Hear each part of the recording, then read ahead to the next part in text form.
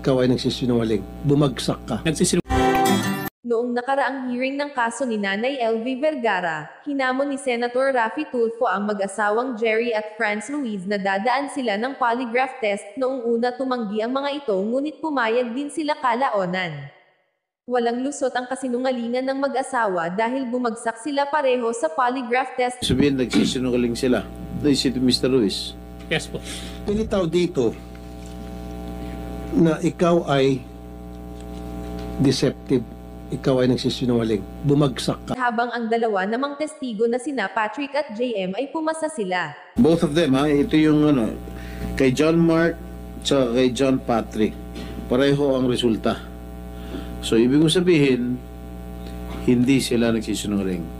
Yes, Your Honor. No spike ng heart rate, no spike ng blood pressure, nothing whatsoever.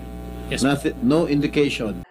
Sa maiksing salita, totoo ang mga bintang nila sa mag-asawang Luis tungkol sa pananakit nila kay Nanay LV noong nasa kanila pa itong nagtratrabaho. Patuloy pa rin ang kaso at lalong sumasailalim pa ang malupit na mag-asawa sa imbestigasyon dahil hanggang ngayon ay nagsisinungaling pa rin sila lalo na itong si Mrs. Franz kaya nag-igisa sa hearing sa Senado.